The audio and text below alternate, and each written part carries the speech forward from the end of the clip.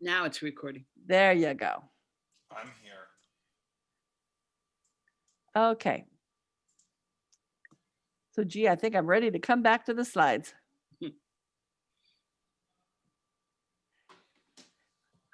Our facilitators from the commission today are not Amy Rising. She's over at the commission meeting where we jumped off of to come and join you for this virtual think tank. I'm Gay Roby, a consultant at the Professional Services Division, working with program implementation, but I have been working on the Cal APA for the last, it's got to be too long, too many years, 6 years, I think it is.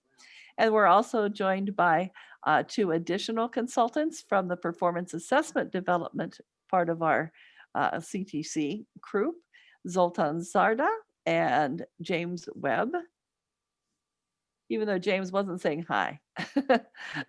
Real quick, just a couple of reminders for you. At being December 4th, we have already submitted for our November submission dates, and those results are coming out soon, December the 10th, a little less than a week.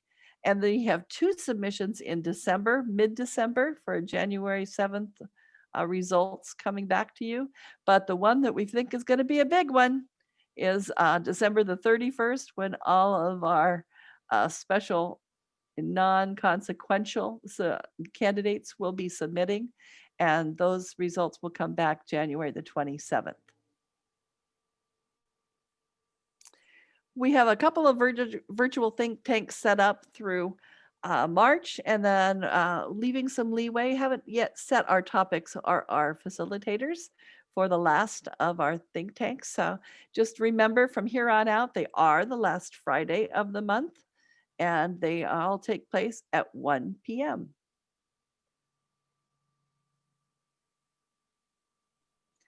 And we have office hours. We're actually getting candidates in our office hours. We're so excited to do that. We have candidates who have moved on to clear induction programs without completing either performance assessment pieces or program level requirements. And so those candidates have a special time on Wednesdays that they log on and talk to us and ask questions. We also have a program staffing hour early in the morning on Thursday morning, as our induction personnel have to struggle with, what is this Cal APA thing and how do I address it? So we answer their questions from 8 to 8:30 on Thursdays.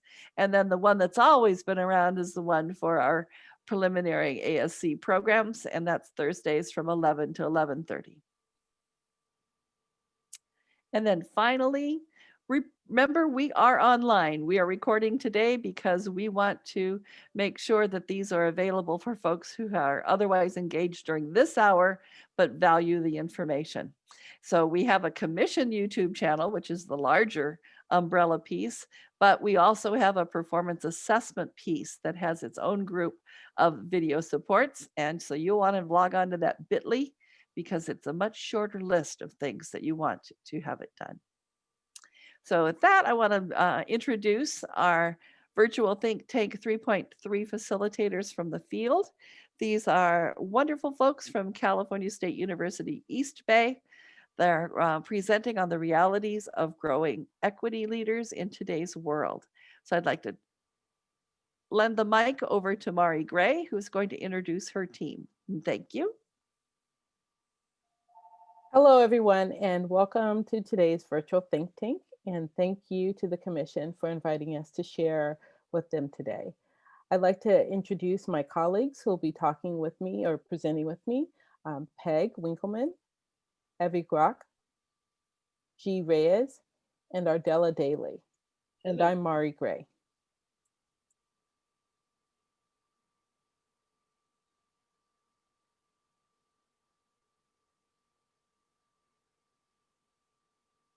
Back one. Our slide deck is titled The Realities of Growing Equity Leaders in Today's World. One of the realities of educational leaders who work to create equitable schools and education systems is the disjointed and sometimes adversarial relationship between teachers, site leadership, district offices, and preparation programs. At the level of the preparation program, There is often a lack of communication with the teacher between the teaching faculty, students, and the coaches who work closely with the sites. At CSU East Bay, our vision for equipping and preparing educational leaders is undergirded by our stance, a set of beliefs, commitments, and behaviors that governs our work together. Today, we're going to share some of the ideas and practices foundational to our work together, beginning with the research on leadership preparation. Next, we'll share our stance and theory of action, and then guide you through how we live into the stance, including our collaborative fieldwork with the coaches as an example. The Oxford Dictionary defines social justice as justice in terms of the distribution of wealth, opportunities, and privileges within a society. Social justice leadership and its preparation are grounded in an ideological clarity drawn from what Bettina Love calls a deep study and personal reflection on the history of the US. Social justice leadership is grounded in an understanding and critique of the deep inequality of opportunity and harm that has been perpetrated by educational institutions. As Doctors Mary Vixie Sandy and Tina Sloan explained in their open letter to the education community dated on June 16, 2020, quote, "We must examine the current policies, standards, and practices we employ that enable and constrain the recruitment, preparation, and credentialing of a diverse and highly effective education workforce," end quote. This is the ideological clarity at the heart of social justice leadership and an example of the kinds of critical self-reflection and consciousness raising necessary for educational leaders to do what Mary and Tina refer to as, quote, "learning and unlearning" in their letter. Social justice leadership begins with critical reflection and continues with the development of inclusive and democratic practices and policies that incorporate Indigenous and multicultural ways of knowing from communities of color, their students, and families. Its ultimate goal is twofold: to facilitate an understanding of how structural inequality is reproduced in education, again, referring to the work of Bettina Love, and to create an emancipatory education that equips students and educators together to create a society that, in the words of Dr. Bettina Love, is, quote, "multi-ethnic, interdependent, intersectional, and intergenerational, all connected and reliant upon one another to achieve the highest standards for our collective humanity and liberation." As we think about what it means and how to equip our leaders for social justice, to dismantle the systems that perpetuate inequity and marginalization in their policies, standards, and practices, we can turn to evidence-based practices for guidance. I want to be clear that this critical literature has always existed, particularly among Black scholars like Vanessa Siddle Walker and Kofi Lamote. But there is an explosion of critical readings, videos, and podcasts that are free and engaging for our leadership students. Critical readings and effective experiences contribute to a necessary dissonance that is foundational to critical consciousness development and commitment to the solidarity work we need from our state's education leaders. A growing body of literature tells us that because our state's teachers are profoundly white and have little experience or knowledge of students whose lives are different from their own, and are uncomfortable with talking about race, and the state's student population is increasingly non-white, preparation programs must engage in sustained conversations about race, including the funds of knowledge and community cultural wealth that students and their families possess.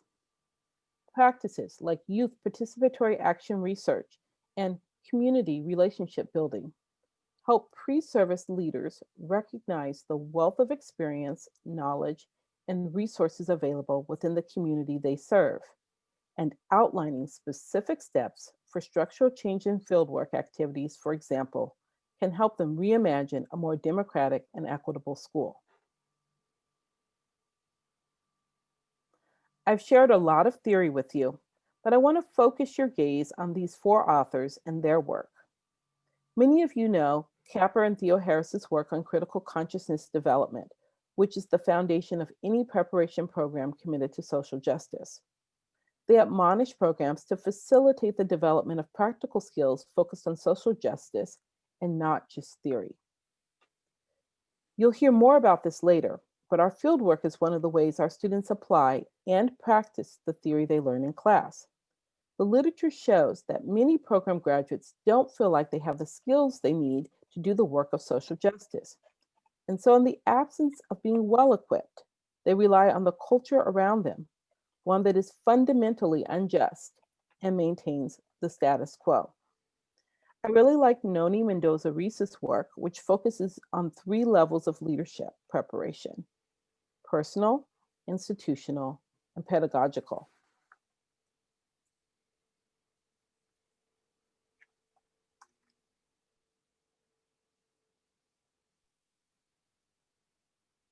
Ardella, you need What to. you have in front of you right now are the social justice principles that we developed in our core principles for our educational leadership program and core to our PASC program. We identified 5 core pieces that are essential to developing a social justice leadership perspective and advocate for social justice for our students in K-12. They are in the areas of transformative language, transformation of systems, empowering minoritized perspectives, and community solidarity and critical reflection. We will go deeper into each of these as they serve and work in our development of educational leaders. We have a theory of action that we also developed that is our springboard for our work with our students. There are key factors in our theory of action. There is a need for a common language that is about our social justice principles, and that goes back to the 5 areas that I just discussed briefly. There is commitment to advocacy and action that is essential. The what, how, and why we do what we do is educational leaders. And there is repeatedly a call for us to live these beliefs, model these beliefs. We ask that of our candidates as well as ourselves as faculty. We have to be intentional and transparent and to engage in ongoing practice of dialogue and critical reflection as individuals and as a collective. You will see us describe and talk about the way in which fieldwork is essential to that critical reflection process. We work consistently on clarity of purpose to inform clarity of actions. Clarity of purpose to inform clarity of actions. As we are immersed in conditions that will align us to being able to evaluate our practices, this in turn will help us to, as a faculty, to become better educators in transformative educational leadership work. So to live our social justice stance, as faculty, we must intentionally engage with the diverse realities, educational contexts in which our candidates will and do lead for social justice. We must get to know our leadership candidates and learn with them about their communities. So at this point, we're asking participants to think about 1 or 2 aspiring leaders. And in chat, please write responses, reflections as you consider the cultural context of their work and their positionality. And as you're reflecting in chat, Evie's going to dialogue with me about some candidates I've worked with. Thank you, Peg. So Peg, as you think about your memorable former candidates, and our listeners identify their current candidates, what can you say about how they consider racism, capitalism, and differential access to education opportunity in their community? So two candidates in a cohort came to mind for me. One was a math department chair and the other was a science department chair. What was interesting is while they both worked in the same district and even in the same city, their high schools were literally on different sides of the track. And as we came to understand their communities, one in particular had been hit hard with the closing of a chemical plant. There were definitely economic hardship, but also an undercurrent of racial covert racism in terms of families knowing their place in terms of speaking up for educational opportunities at their high school. Interesting. What can you say about how they consider decision-making practices, community connections, assets-based versus deficit-based approaches? So it was really interesting. At the district level, we discussed and noticed the political, social and political clout of the high school. Both high schools were diverse, but the families and the parents in one high school were very vocal in district decision-making. They wanted their newer high school to have all of the most innovative practices, et cetera. And the language around the other high school became deficit-based, and there were discussions about, serving disadvantaged students. Okay, so bringing it down to the school or site level, what can you say about how they consider consistency in leadership, staff relationships, perspectives on discipline, approaches to students with learning differences, and lastly, family engagement? So I'm thinking about the science department chair because she really felt she had the dream team. A bunch of new teachers came to that high school to do innovative work. And she was discouraged when she noticed that some students weren't returning. And she looked deeply into the data, and it turned out that some students weren't getting credits and were going to a third high school, the alternative high school. And unfortunately, those students also had learning differences and were English learners, second language learners. And so when she brought that to her team, that was very difficult. And her newer principal also struggled to figure out how to address the hard situation she raised. Okay. And down to the positional level, what can you say about how they considered experience, personal identity, and relationships with the school community?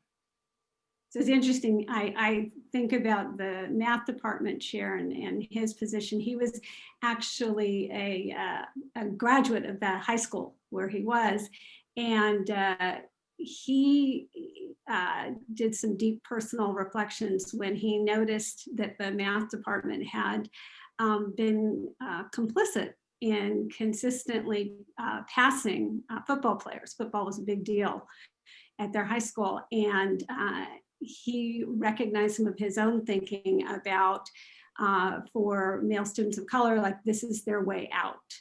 And so he did some deep reflection and started a study group before football practice to work with the students. And it's interesting, it turned out not being just about him supporting the students, but about students helping him rethink how he was going to teach math. And the process of then sharing that with a very well-established math department, not new teachers. So that was his positionality. And the flip side of that, with the newer teachers in the dream team was the science department chair identifying herself. She says, I speak the Queen's English, as an immigrant. She was an African American, and shared her own identity with them as a way of getting them to think about difficulties in terms of navigating content curriculum and systems, right? So, but each of them in different ways took this at a very personal level. So in this quick conversation for our participants, we can't capture the diverse realities, the complexity of the context in which our candidates lead. We invite you to continue considering your aspiring leaders, perhaps commenting in chat, as G's going to take us deeper in critical reflection and critical praxis. Thank you. Thank you, Drs. Winkleman and Grock. Greetings, everybody. My name is G. Reyes. As we think about these diverse realities that Drs. Winkleman and Grock spoke on, it's important to remember that these realities are complex. Some realities are transformative and abolitionist by design, and some realities seek to replicate the way things have been for a long time. Similarly, we have to reflect upon this question as well by asking ourselves, are our school leadership preparation programs transformative and abolitionist, or do they seek to reproduce the way things are, which dominantly privileges certain bodies of knowledge, certain ways of being, certain ways of doing?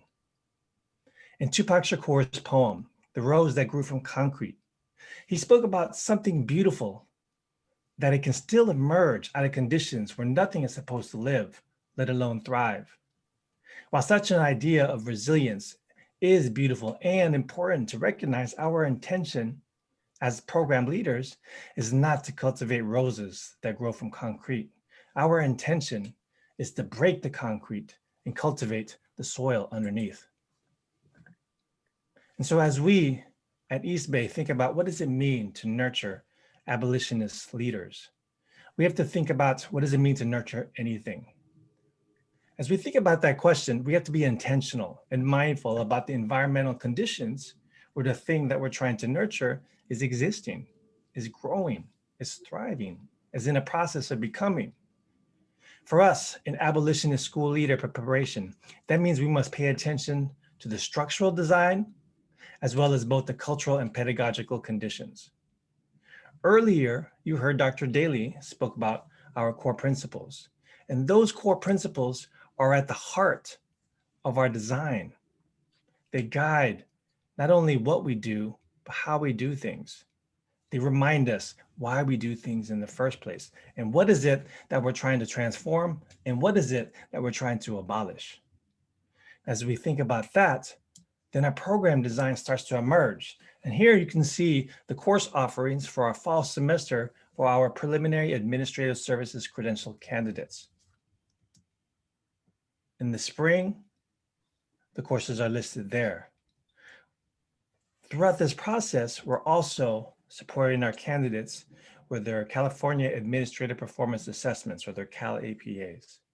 The thing I want to highlight here is the ways in which we're designing our courses to really think about transformation, to really think about social justice, to really think about equity, to really think about what does it mean to have a resounding belief in the expansive capacity of not just students, but teachers to be able to learn and grow.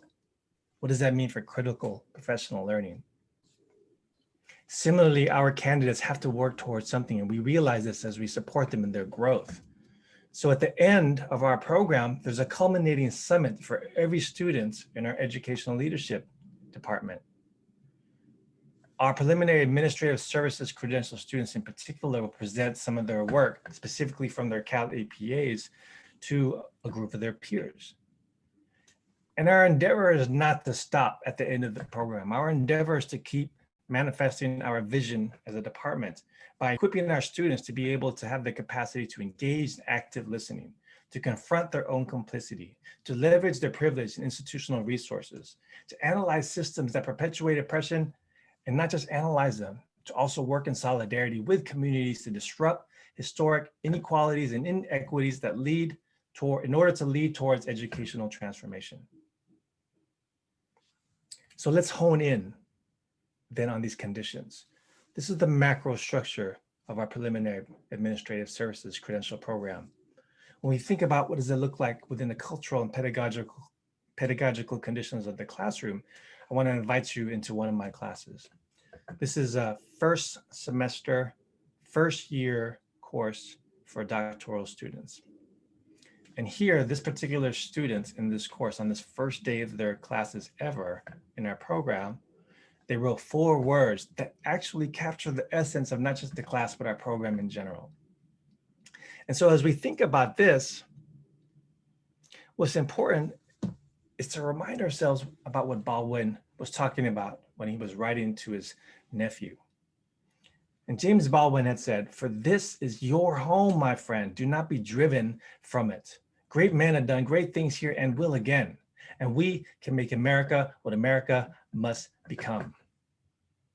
What Baldwin's advice to his nephew is, it's that in spite of the numerous messages sent by our country that something is wrong with his nephew, that something is not enough with the nephew, that our nephew, that ourselves doesn't belong.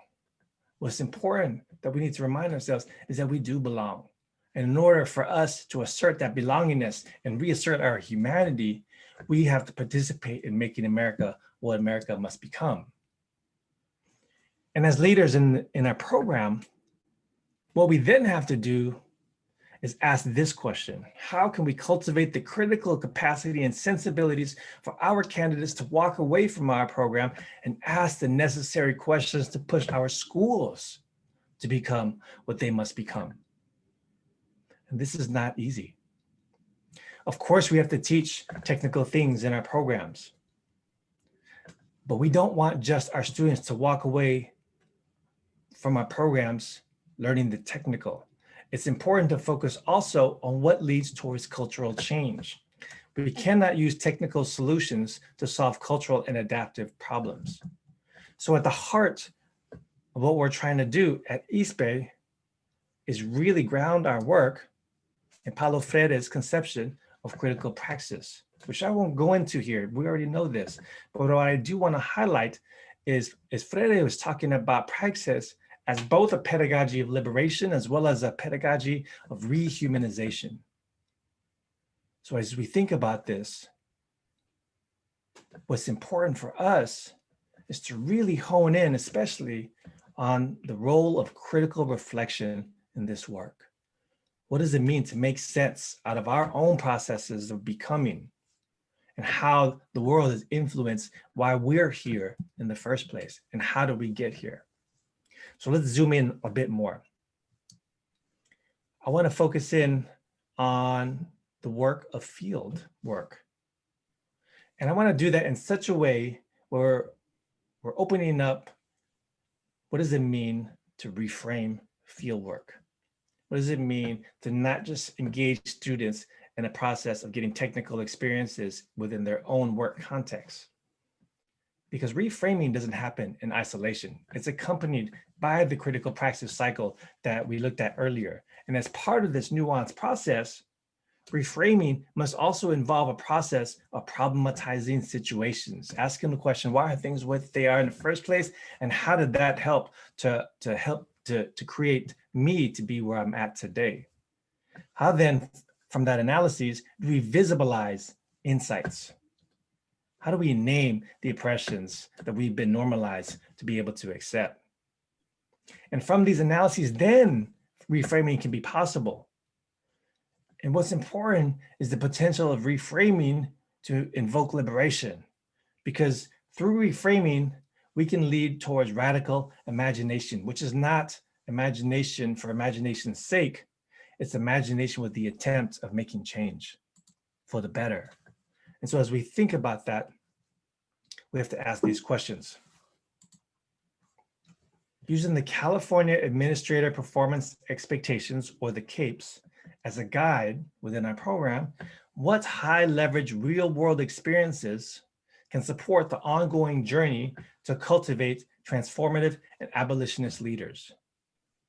Let's all be honest. There are so many things on the capes. How can we realistically support our students to being proficient in all of those aspects without having them to live it? Those are things that they also have to experience. And within the confines of our program, what we had to do is which ones are high leverage? Which ones can cultivate the capacity for them to continue to grow? Ask the right questions to push our schools to become what they must become, and continue to ask them questions about what's there to transform in the first place? What's there to abolish in the first place? And all of these questions become possible because we're nurturing the conditions to examine more deeply and examine where we fit into that. And as we think about living this stance, these questions even deeper, what I want to invite you to do is hone in on what Dr. Gray is about to share with us as she focuses on living our stance with our fieldwork coaches. Thank you, Dr. G. Our work with the staff we call mentors or coaches is one example of how we live into our stance. At CSU East Bay, we've always employed coaches to work closely with our students outside of the classroom, supervise their fieldwork assignments, and mentor them through the myriad issues that come up in the in-between of being a student and a pre-service teacher or a pre-service educational leader. Our coaches are the backbone of our program, and we appreciate their professionalism and commitment. They return every year, thankfully. We communicate regularly with coaches about student work and well-being.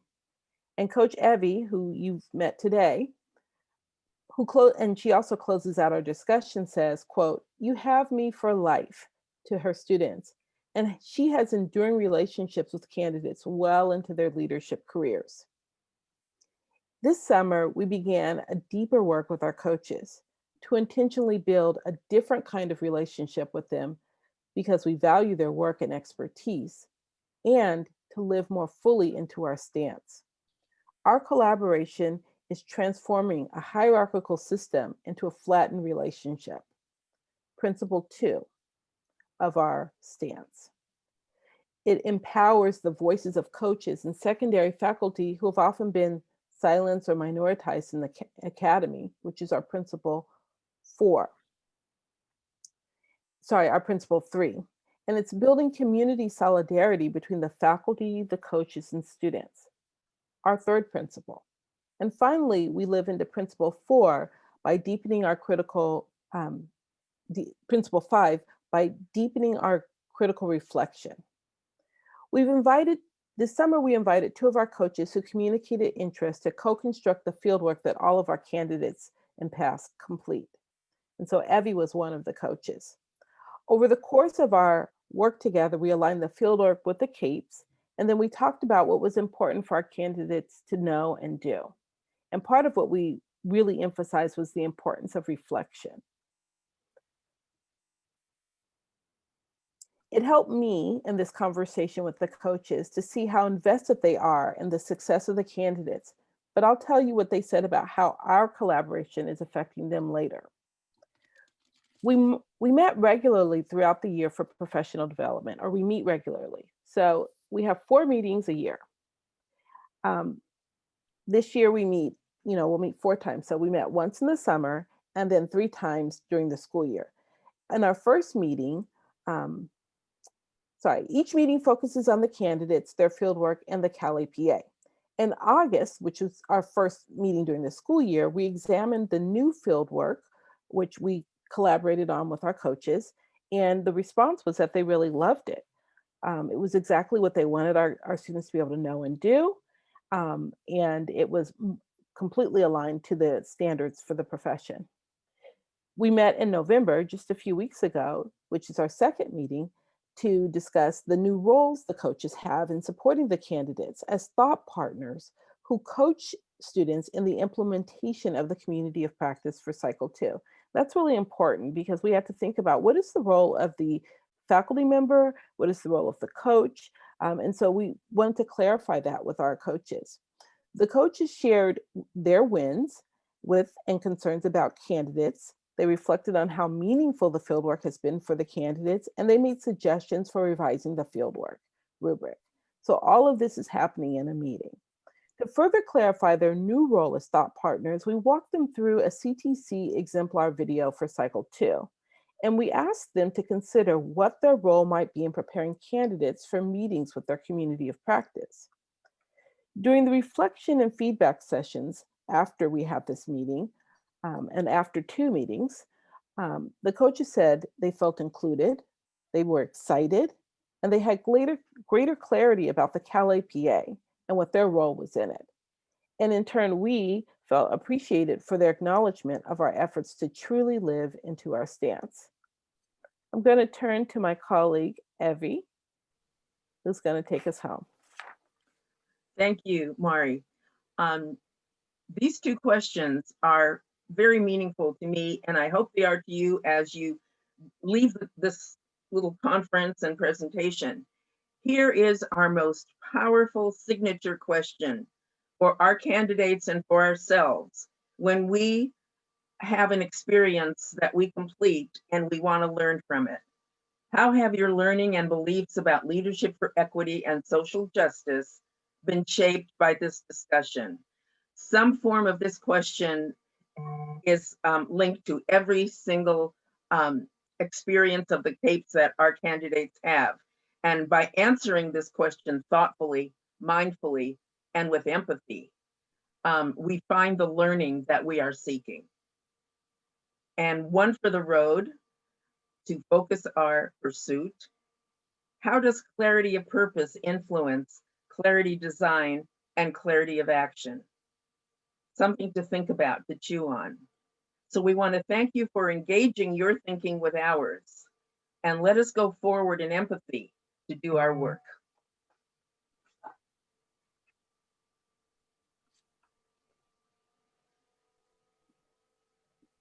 Thank you very much, personnel from East Bay. Great effort, lots of food for thought in there. Thank you so much for the presentations. I see some applause there from some of our participants, but I also asked them to leave enough time to have a rich discussion afterwards as well. As you have heard some very deep thinking pieces, I would like to know what you would like to do with this information. How has this presentation challenged your thinking? How has it brought up some additional thoughts? And I think I'm going to put Amy Rising on the spot first, because she just spent most of this week leading our commissioners at the commission meeting in a very deep, thoughtful conversation around equity and leaders and what is our role. So Amy, can you give us just a little short recap while others start thinking about what they would like to talk about?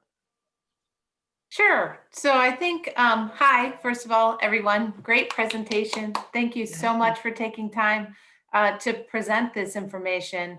And we really hope it sparks a continued discussion and an ongoing joint exploration. So many good ideas shared here, and we will do what we can to share this further out in the different venues that we have to share this important presentation with all of the other colleagues out there who are working so hard to prepare our administrators.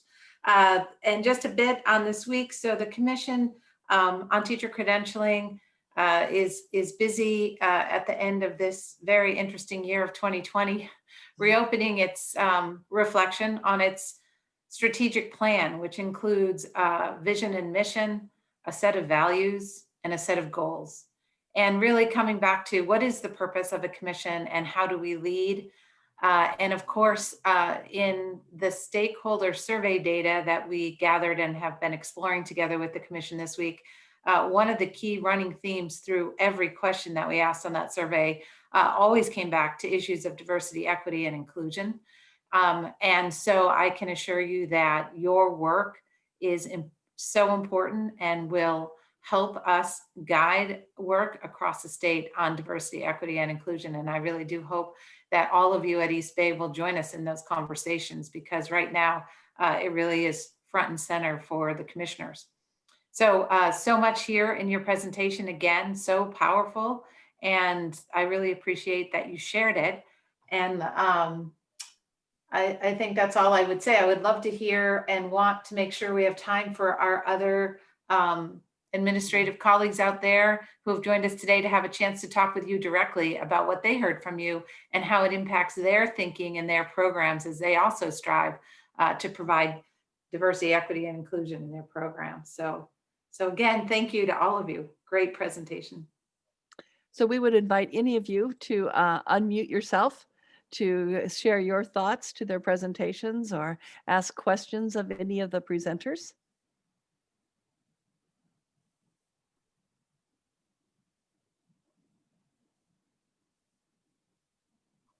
This is Lupe. I just wanted to thank you all for a wonderful job that you did on your presentation. I was very thought-provoking. There's a lot of great ideas that I'm taking away as we start to look at our own program and infuse some of the pieces on equity and access. And wow, very powerful. Thank you so much. Thank you.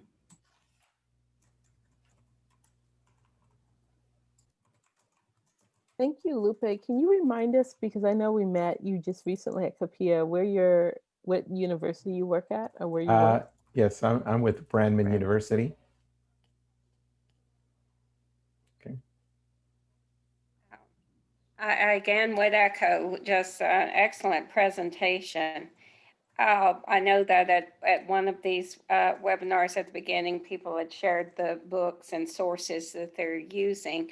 I wondered if San Jose might mention some of the key books that you mentioned, Theo Harris, if there are others that you found particularly useful with the administrator preparation program in fostering this understanding. I think we should all share. So That'd be my good. colleague to the left, G, you want to go first? I was just going to clarify that we were East Bay. Oh, sorry. Okay. That's all right. I love San Jose too. I got good It's a folks in nice San place Jose. too. Sorry. Yes, no, we're sister schools for sure. Thank you for asking Okay. that. Sorry. I think Dr. Gray highlighted one of the texts that's pretty central, which is We Want to Do More Than Survive by Dr. Bettina Love. I think that's instrumental because it provides not only a critical analysis, it also narrates and historicizes the ways in which oppression has manifested in schooling to take away the spirits of our young folks, or spirit murdering, as Dr. Bettina Love says. Excellent. We did a book study on that with our students, and they did love it. And we've used Blankstein and Negrera's Equity and Excellence, which they like very much to others. Yes.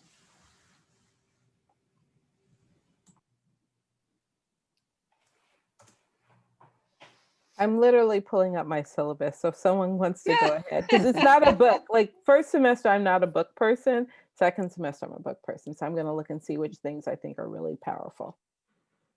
And to save Betty, Mari, you did reference Noni Reese's work, and she is from San Jose State. Oh, okay. Very good. I wasn't totally wrong. Thank you. You know, and there's also always a Gloria Latson Billings piece about the educational debt that really helps students to think about, again, what Dr. Reyes talked about in terms of the historical and all of the context. So that article is always one that helps our students rethink what they know or what they think they know about structures. I'll share a couple of things that really were rich for the beginning of my year. I have one of my students on there, so Nissa can respond if she wants to. What moved her? We start off with our stance. That's where we begin, kind of grounding everybody in like what we mean by social justice, what our principles are, what our practices are, what our relationship and responsibilities are to one another. And then in my class, we kind of get into just the history of inequality. So if we just start at the class, at schooling, we won't really capture, like G says, the history. And so we This year we started off with something new. We looked at the work of the 1619 Project. And then I did some, and I kind of do a mix of podcasts and videos and narrative work and articles. So I think one of the things students really need is some background understanding. A lot of folks don't have that coming in. So we read The Warmth of Other Suns that talked about the Great Migration and kind of how we got unequal. It's a part of, it's not the whole story of it. And so we watched like the video Race, the House We Live in, and we talked about like the restrictive racial covenants that kind of create these unequal neighborhoods and therefore unequal schools. And I will say something else, because I think a lot of what we're doing is scaffolding this background knowledge, is we listen to also Nice White Parents podcast from the New York Times, which really helped. And they liked that instead of having to read like an article all the time, where they were able to digest what it looks like when parents push for inequality and districts and leaders structure schools and opportunities around typically white, well-to-do parents and their desires, and leave behind and don't consider the needs of students of color and other marginalized students. And so for my class, every week is a thing, and I'm happy to share my syllabus with you because there's so many things, but in the fall, that's what we do. And in the spring, we're gonna read Coaching for Equity by Elena Aguilar. She's got a new book out, and it kind of connects all of her books. And I will also say one other book we read this fall. We did read a book, I lied. We read Leadership for Increasingly Diverse Schools by Theo Harris and Martin Scanlon, and it talked about what was nice about that book is we got into leadership in multiple areas of inequity, and it has an equity audit at the end. So, I mean, we read probably a lot of stuff now that I'm saying it to you, but those are some of the things I think were really rich for them. Thanks. Mari, you mentioned a podcast and I didn't quite hear it. I wanted to just add it in the chat. What was the podcast that you said Yeah, and I'll put in the chat too, so it can link for you guys. It's called, let me pull up, Nice White Parents. That was it. It's a 6-part podcast, and we kind of listen to a piece every week. And that in connection with some other work, where there's a reading called The White Racial Frame in the Practice of Leadership, helps students to see how whiteness works in leadership in school. Like, we feel often compelled to do things that, well-appointed parents who have lots of cultural capital expect of us. Often those parents are white, right? Do these things for my kids. And this really redirected their gaze from like, so what does that look like when they do it? Because it seems so common sense, right? And then it also helped folks know how to, we started brainstorming ways to respond to that, how to stand in equity when that does eventually, and of course it'll happen. Thank you. How about others? Other comments, insights, things that stuck in your mind after the presentation that you'd like to follow up on? Amy, could I ask a question Sure. of Mari and her team? Sure.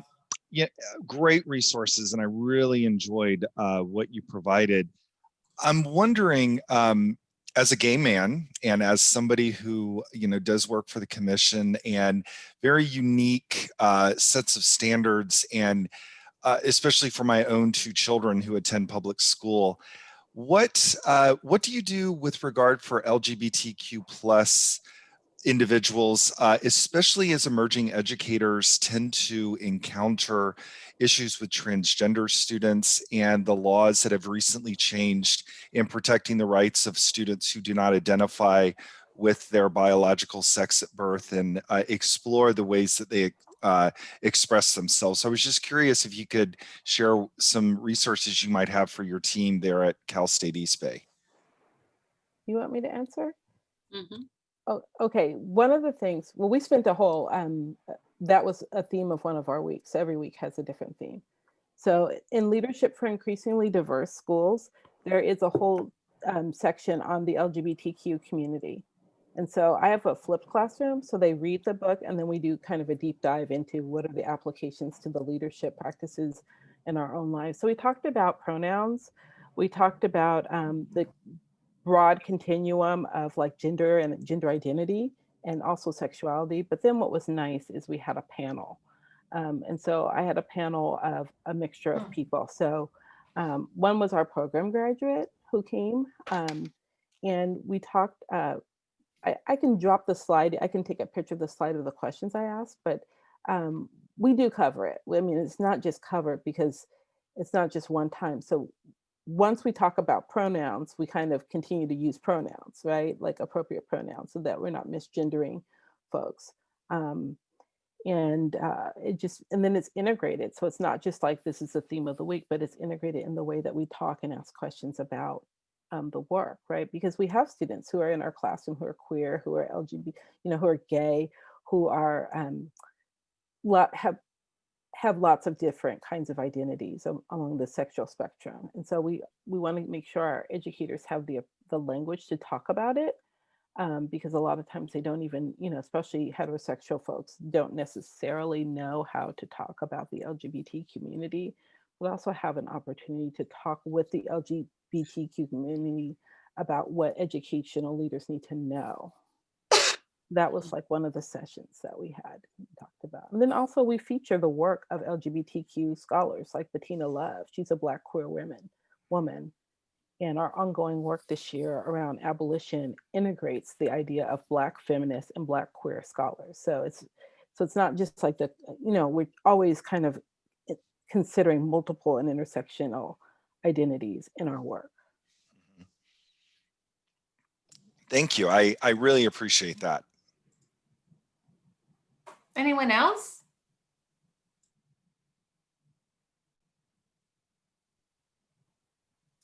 I'd like to ask you a question that sort of shifts the focus a little bit.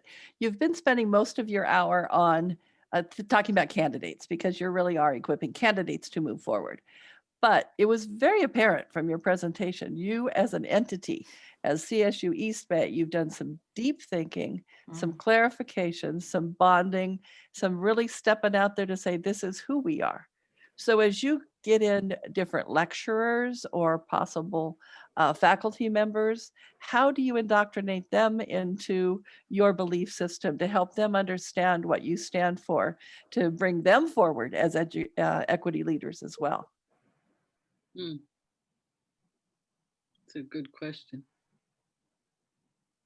Gay, I guess the piece for me is there is a starting point for us of our candidates coming in the door, knowing they're entering a program with the core 5 principles that we're about, and their willingness to go there and go deeper is an important component of it, both in terms of the faculty that we work with and in our program, but more importantly, we continually work on ourselves. That's one of the core strands that runs through all 5 principles. That piece around commitment is so if we truly are about transformative language, what does that mean? What does that look like?